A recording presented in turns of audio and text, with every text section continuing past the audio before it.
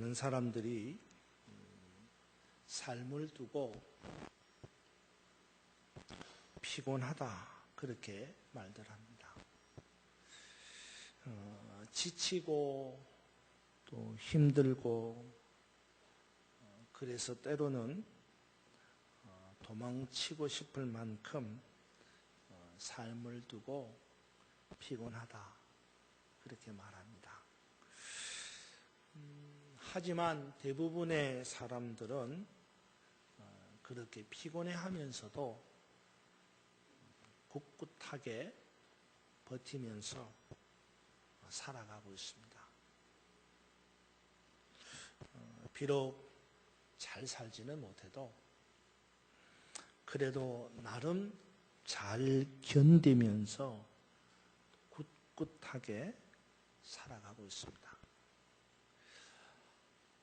물론 개중에는 견딜 수 없을 만큼 큰 삶의 무게 때문에 스스로 삶을 포기하는 사람들도 들어있지만 그런 사람들보다도 더 많은 사람들이 자신의 주어진 삶을 이기기 위해서 하루하루 열심히 살아가고 있습니다. 이제 사진으로 보게 될 두 사람을 한번 보시기 바랍니다. 여러분들도 아시는 사람일 수도 있고 모르는 사람일 수도 있습니다. 사진 두 장을 한번 보겠습니다. 첫 번째 사진 한번 보여주십시오. 예. 큰 화면이 아니고 모니터라서 잘 보이실지 모르겠는데 혹시 여러분 이 사람을 아십니까?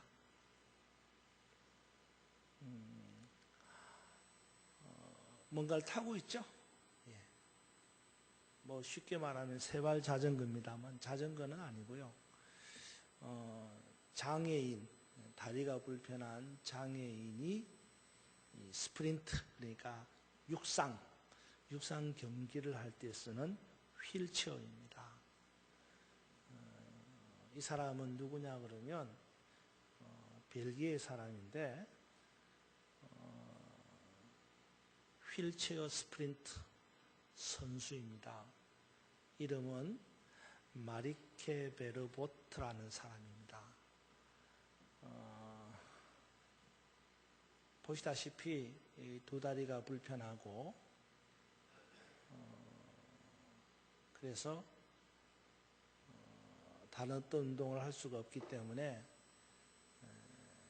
저렇게 휠체어를 타고 손으로 휠체어를 돌려서 달리기를 하는 휠체어 스프린트 벨기에 선수입니다. 아시는 분은 아시겠지만 이 마리케 베르보르트는 이번 올림픽, 지금은 이제 올림픽을 하고 있지만 지나간 장애인 올림픽, 패럴림픽이라고 그러죠. 지나간 장애인 올림픽에서 금메달, 이 단거리 휠체어 스프린트에서 금메달과 은메달을 목에 건 그런 선수입니다. 잘 봐주십시오. 의지인이죠, 사실 그죠? 다음 사진 한 장을 보겠습니다. 지난 한 주간을 뜨겁게 달구었던 한 장면이기도 합니다.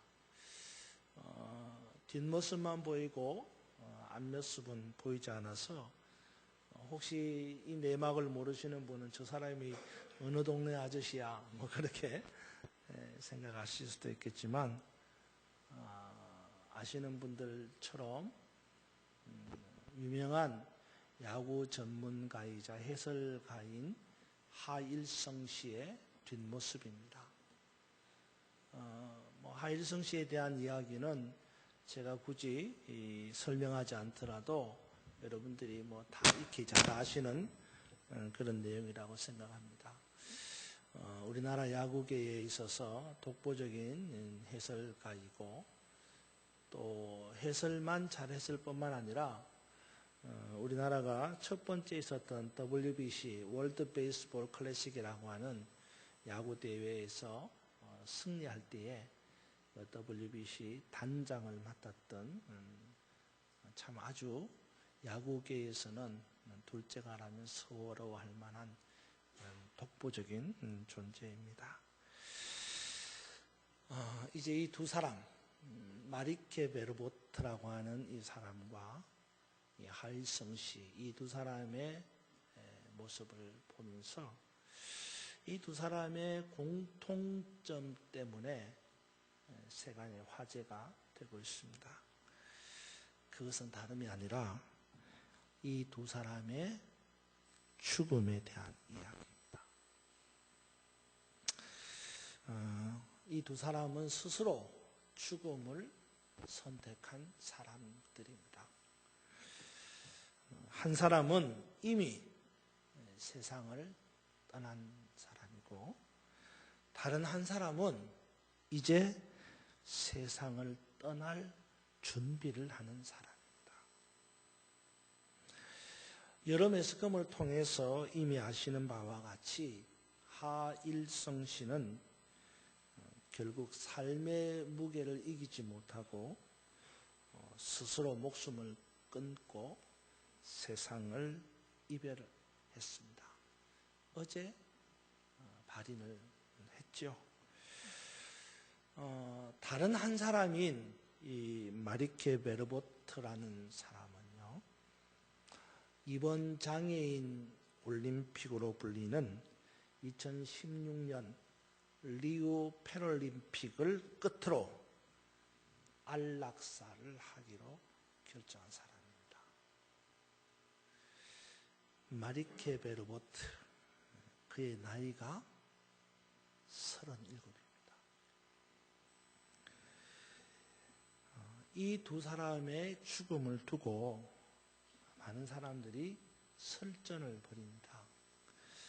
특별히 장애인 올림픽으로 불리우는 2016년 리우 패럴림픽을 끝으로 안락사를 결정한 이 마리케 베르보트에 대해서 많은 사람들이 논란을 벌이고 있습니다.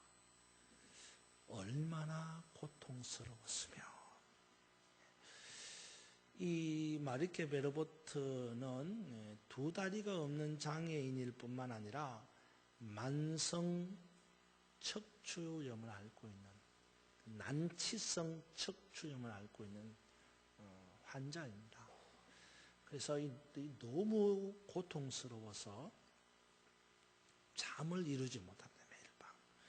그래서 매일 밤 잠을 이루지 못해서 이 환각성 몰핀, 마약성 몰핀을 맞고서 겨우겨우 잠을 자는 거예요. 어떤 날은 그걸 맞아도 잠을 못 자서 10분을 자는 둥 마는 둥 하는 그런 고통 속에 잠겨 있는 겁니다.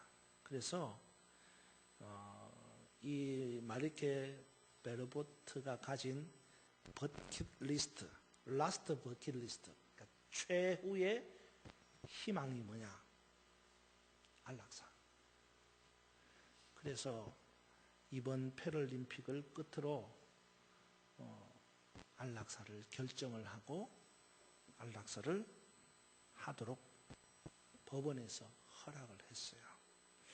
그래서 얼마나 고통스러웠으면 그런 결정을 했겠는가라는 찬성론자가 있는가 하면, 아무리 그래도 어떻게 스스로 죽음을 택할 수 있는가? 라는 반대론자들과 설전이 벌어지는 겁니다. 여러분은 어떻습니까? 삶의 무게를 이기지 못하고 스스로 생을 마감하는 이런 현상에 대해서 여러분들은 어떻게 생각하십니까? 이게 우리가 죽음이라고 하는 큰 틀을 보니까 우리 쉽게 대답할 수 있어요. 뭐 왜 죽어? 죽기는 왜 죽어? 바보같이. 뭐 아니면 나는 절대로 죽을 일 없어. 나는 끝까지 살 거야. 뭐 이러는 우리의 답을 갖고 있다면 이런 질문에 대해서 뭐 가당찮은 질문이다, 웃기는다, 뭐 이렇게 여러분이 답할 수도 있습니다. 근데 사실은 우리가 큰 틀에서 볼 때 죽음이라고 말하지만 아주 작은 틀에서 볼 때에 어떤 하나를 결정할 때에 할 것인가 말 것인가, 그 결정의 기준을 어디에 두고 있느냐라는 거죠. 그래서 이 두 사람이 선택한 이 죽음, 이것에 대해서 여러분들은 어떻게 생각합니까? 라는 질문은 앞으로 여러분들이 어떤 결정을 할 때에 어디에 기준을 두고 결정할 것입니까? 라는 질문과 마찬가지예요. 여러분, 이 두 사람의 선택한 죽음을 여러분은 어떻게 생각하십니까? 찬성하시나요? 반대하시나요? 인간은 이 땅에 태어나는 순간부터 전쟁을 한다고 합니다. 우리가 아이가 하고 태어나잖아요. 딱 태어나는 순간부터 전쟁을 하는 거예요. 무엇과 전쟁을 하느냐? 죽음과 전쟁을 하는 거예요. 이 세상의 삶으로 태어난 인간이 이 세상을 살아가는 모든 과정 속에서 죽음과의 전쟁을 치르고 있다는 거예요. 저도 마찬가지고 여러분도 마찬가지예요. 이것은 인간 본연의 문제입니다. 우리의 관심이, 대부분의 관심이 어떻게 사느냐, 여기에 초점을 두고 있어요. 하지만 정작 중요한 것은요, 어떻게 사느냐가 아니라 존재하느냐 존재하지 않느냐, 이게 더 중요한 거예요. 다시 말해서 더 좋은 집에 사느냐, 더 높은 자리에 있느냐, 더 많은 부귀와 영화를 누리느냐, 이것보다 더 중요한 것은 존재하느냐 존재하지 못하느냐, 이 문제라는 거예요. 어떤 사람이 이렇게 말합니다. 존재하느냐 존재하지 못하느냐, 이게 더 중요하다고 말하니까 이렇게 말하는 사람이 있어요. 차라리 그렇게 사느니 죽는 게 낫다, 이렇게 말하죠. 혹시 여러분 가운데서 그런 분 없어요? 아휴, 내가 이렇게 사느니 차라리 죽는 게 나아. 근데 정말 그렇습니까, 여러분? 정말로 그렇게 사느니 죽는 게 나아요? 도대체 그렇게 사는 것이 어떻게 사는 것이기에 죽는 것이 더 낫다고 말합니까?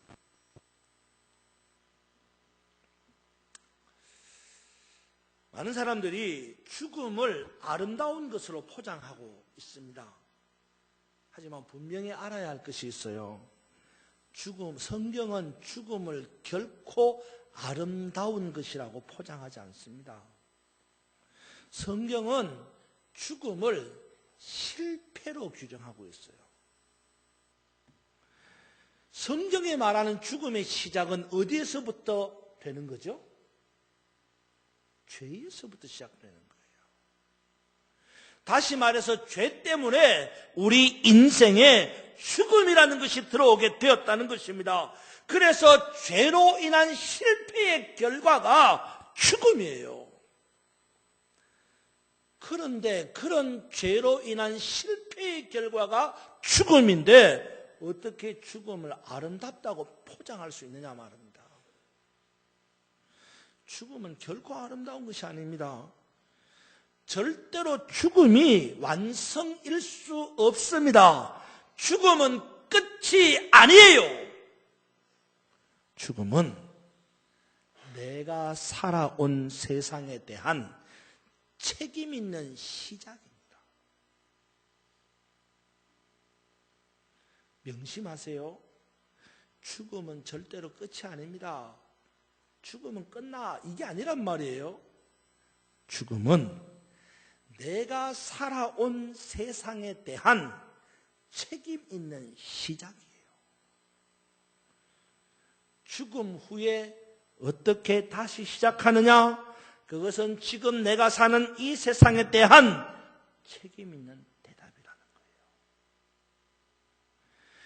이 세상에서 살아온 나의 모습이 어떠한가에 따라서 죽음 이후의 시작이 결정된다는 말이에요. 죽음이 끝이 아니에요.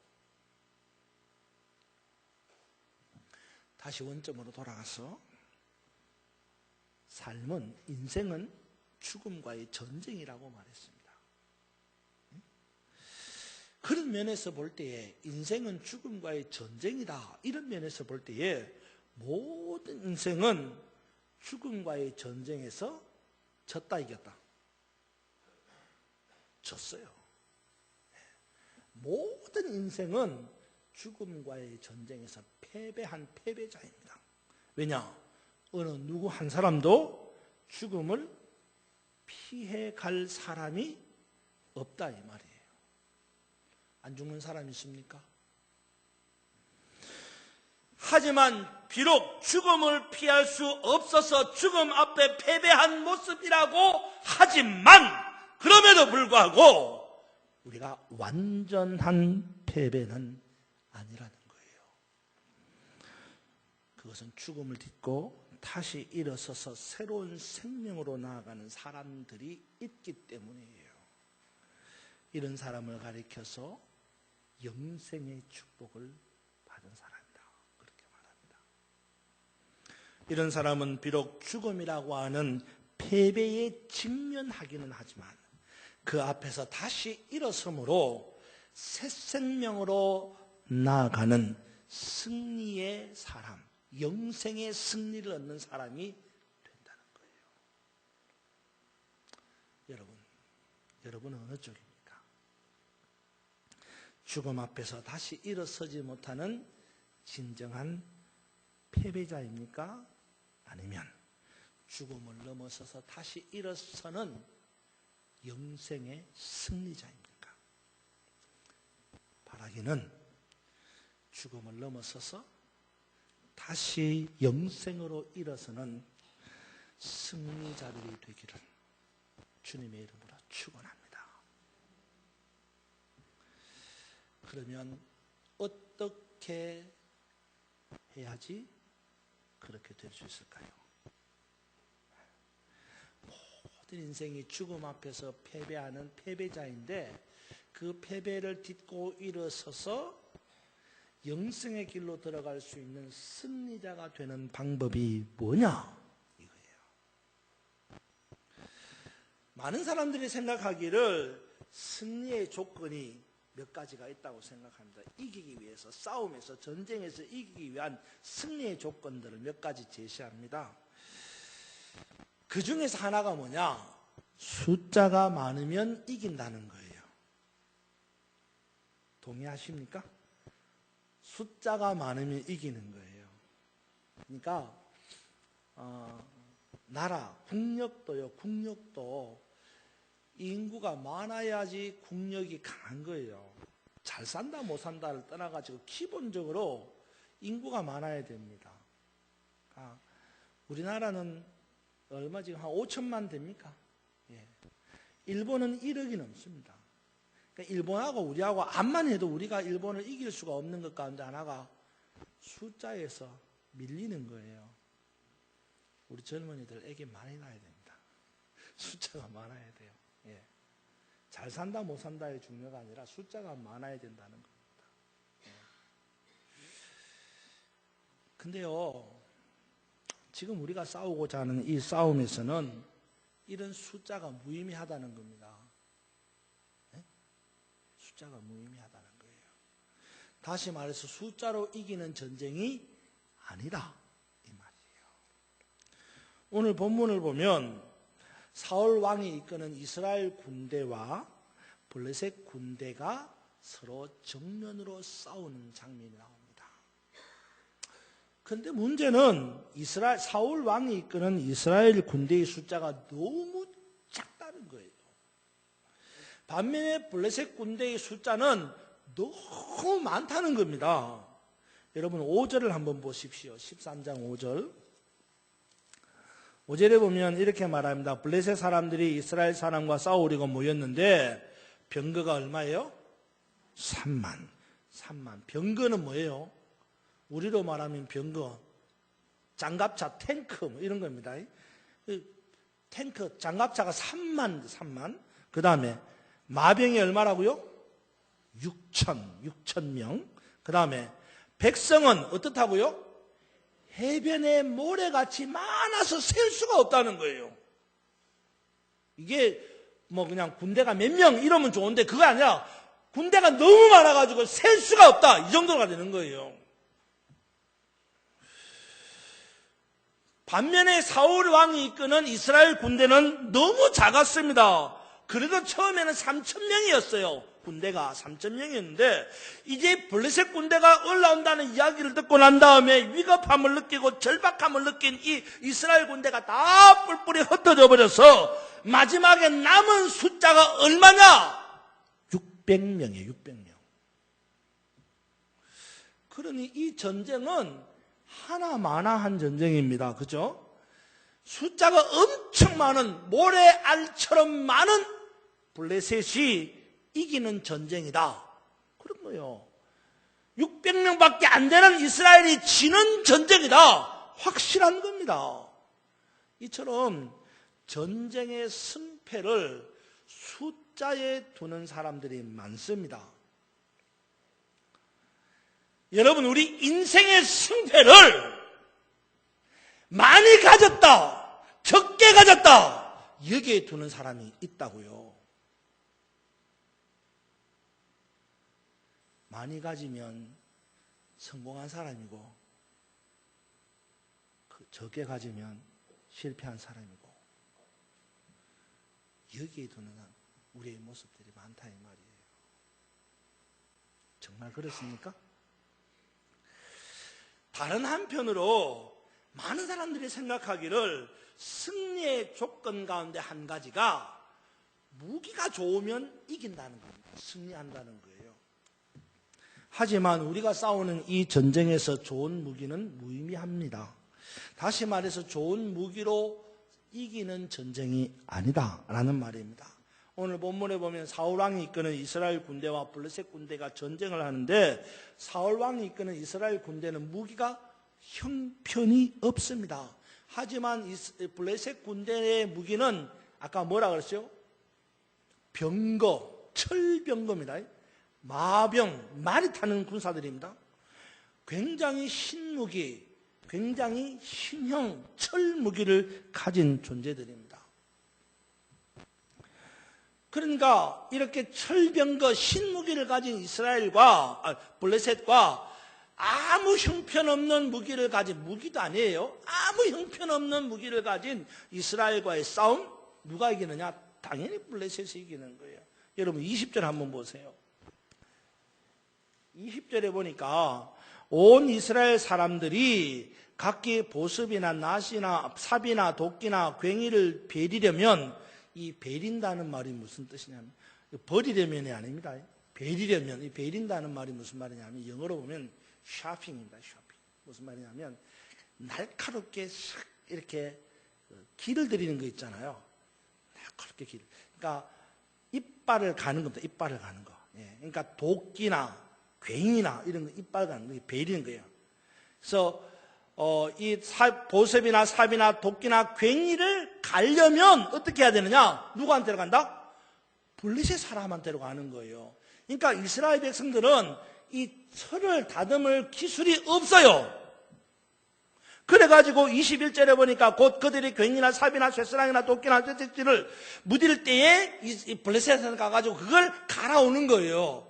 철병기를 가는 기술이 블레셋에 있으니까. 그래가지고 22절에 보니까 싸우는 날에 사울과 요나단과 함께한 백성의 손에는 칼이나 창이 없고, 누가? 사울 왕과 그 아들 요나단만이 칼이나 창을 가졌더라 이거예요. 그러니까 이스라엘은 철무기가 없어요. 무기가 없어요. 그러니까 이 둘과의 싸움에서 블레셋에 이기는 것은 당연한 것입니다. 이스라엘의 실패는 마땅한 것이에요. 무기라고는 형편없는 보습이나 삽이나 도끼나 괭이뿐이었던 이스라엘의 패배가 확실한 것입니다. 이처럼 전쟁의 승패를 각종 신무기나 때로는 각종 병기가 있느냐 없느냐에 따라 결정된다고 생각하는 사람들이 많이 있다 이 말이에요. 이게 전쟁의 이야기라서 그렇죠. 우리 인생을 보면요, 우리 인생이 성공했다 실패했다를 어디에 기준을 두는 사람들이 있습니까? 제가 말 안 해도 여러분 이제 감이 잡히겠죠. 우리 인생에 저 사람은 성공한 사람이야, 저 사람 목회에 성공한 사람이야, 심지어는 목회까지도 그런다니까요. 큰 교회 짓고 사람 엄청 모여들고 으리으리한 집 짓고 좋은 차 타고 다니고 그러면 승리한 거예요. 성공한 거예요. 그렇지 못하면 실패한 거예요. 그게 지금 우리가 생각하는 기준이다 이 말이에요. 정말 그래요, 여러분? 그런데 놀라운 사실은 우리가 오늘 13장을 읽었죠? 14장을 넘어가면 진짜 전쟁이 시작됐어요. 블레셋과 이스라엘이. 근데 그 전쟁의 결과가 어떻게 됐느냐? 신기하기도 놀랍게도 질 줄 알았던 이스라엘이 대성을 거두는 거예요. 이게 정말 그냥 대성을 거뒀다 이렇게 말하니까 여러분들이 그랬나 보다 뭐 이 정도인데 한번 생각해 보세요. 가진 것도 없어요. 있는 것도 변변치 않아. 싸우면 반드시 질 것이 뻔해. 그럼에도 불구하고 싸웠는데 전쟁을 했는데 이겼더라는 거예요. 어떻게 그럴 수 있습니까? 답은 한 가지밖에 없어요. 어떻게 그럴 수 있습니까? 답. 하나님이 계셨습니다. 그게 답이에요. 하나님이 계셨습니다. 비록 이스라엘에게는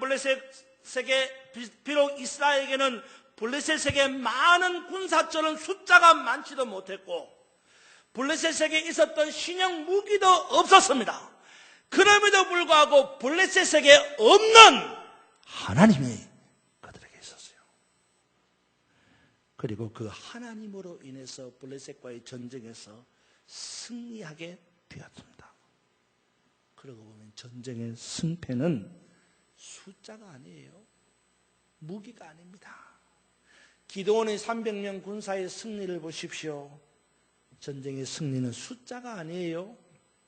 여호수아가 여리고성을 정복한 것을 보십시오. 전쟁의 승리는 무기가 아닙니다. 전쟁의 승리는 어디에서 오느냐? 바로 하나님이 계시느냐, 계시지 않느냐에 달린 것입니다. 마찬가지로 우리의 인생의 승리는 하나님에게 달려 있습니다. 숫자나 무기체계로 우리의 인생을 승리했다고 말할 수 없다는 것입니다. 많은 사람들이 숫자나 무기체계가 인생의 승리를 좌우한다고 말합니다. 인생의 성공을 좌우한다고 말합니다. 그러나 분명한 것은 숫자나 무기체계가 아닙니다. 뭘 좀 많이 가졌다고, 좋은 것이 많이 있다고 그래서 우리 인생이 승리했다? 아니에요. 아무것도 없어도 남들보다 가진 것이 덜 좋아도 그래도 인생은 승리할 수 있다는 거예요. 소유의 문제가 아닙니다. 소유가 아니라 존재예요. 내가 누구와 함께 존재하느냐에 따라서 승패가 결정된다는 거예요.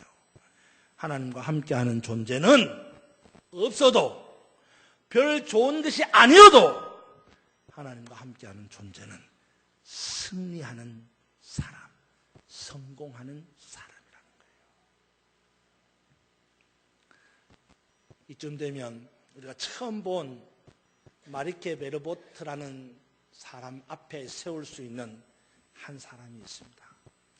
그는 밤마다 오는 고통을 이기지 못해서 안락사를 결정했지만 그 앞에 서 있는 다른 한 사람을 여러분에게 소개합니다. 나는 마리케 베르보트가 안락사를 결정하지 않기를 원합니다. 그가 이 사람을 본받아서 승리의 사람으로 바뀌기를 원하는 것입니다. 이제 그 한 사람을 여러분에게 소개합니다.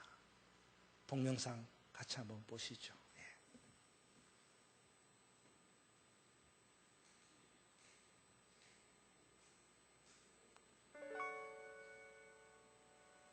태어날 때 의사의 실수로 뇌를 다쳐 뇌성마비 판정을 받은 아기가 있었습니다.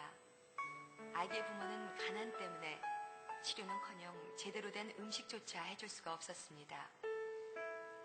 어린 시절의 고통은 마음까지 멍들게 했고 사춘기 소녀가 된 아이는 삶을 저주하며 반항했습니다. 한창 호기심도 꿈도 많을 10대 소녀의 시간은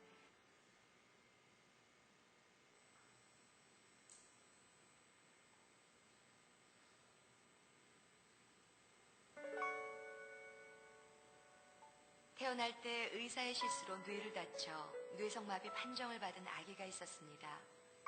아기의 부모는 가난 때문에 치료는커녕 제대로 된 음식조차 해줄 수가 없었습니다. 어린 시절의 고통은 마음까지 멍들게 했고 사춘기 소녀가 된 아이는 삶을 저주하며 반항했습니다.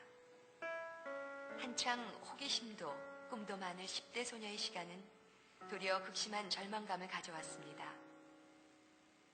일어서기도 어려운 몸을 일으켜 창밖을 바라보면 모든 게 자신과는 상관없는 꿈만 같았습니다. 아무도 없는 빈 방, 소녀가 부르짖을 대상은 하나님뿐이었습니다.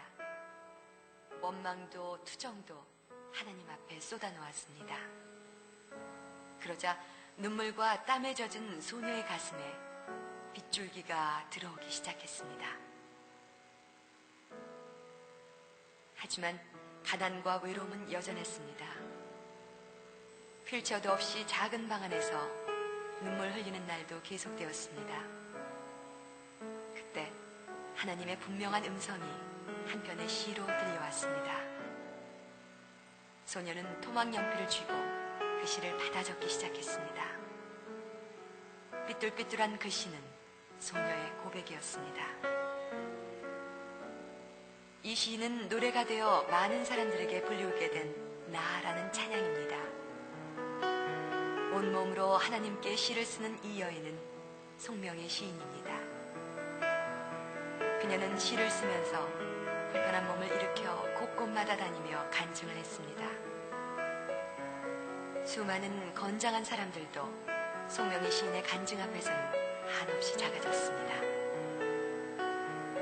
한 번은 세상에 알려지게 된 송명의 시인에게 미국에서 치료를 받게 해주겠다는 후원자가 나섰습니다. 하지만 그녀는 작은 몸을 뒤척이며 조용히 말했습니다. 주님이 만들어 놓으신 이대로 그냥 살겠어요. 난 이대로가 좋아요. 펜 하나 제대로 쥐기 어려운 몸으로 공평하신 하나님을 노래하는 시인 송명의 시인은 가는 곳마다 지금도 이렇게 고백하고 있습니다.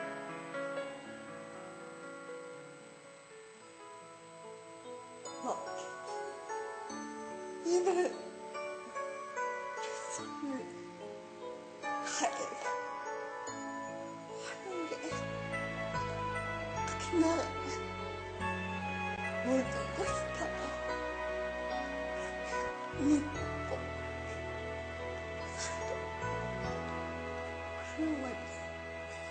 나 가진 재물 없으나 나 남이 가진 지식 없으나 나 남에게 있는 건강 있지 않으나 나 남이 없는 것 있으니 나 가진 재물 없으나 나 남이 가진 지식 없으나 나 남에게 있는 건강 있지 않으나 나 남이 없는 것 있으니 나 남이 못 본 것을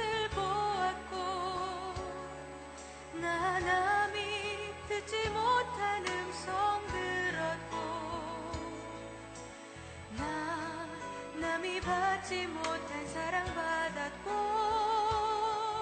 나 남이 모르는 것 깨달았네. 공평하신 하나님이 나 남이 가진 건 나 없지만 공평하신 하나님이 나 남이 없는 것 갖게 하셨네. 나 남이 없는 것 갖게 하셨네. 어떻습니까? 아마도 우리가 갖고 있는 그런 생각에 보면 이 송명희 시인은 실패자일 것입니다. 그도 안락사를 선택할 수 있었을 것입니다. 그러나 그녀는 결코 실패자가 아닙니다. 패배자가 아닙니다. 오히려 그녀는 자신에게 주어진 삶을 견딜 뿐만 아니라 즐기며 삽니다. 어떻게 해요? 그 안에 하나님이 계시기 때문입니다. 우리 안에 계시는 하나님은 우리를 견디게 하시는 분입니다. 우리를 즐겁게 하시는 분입니다.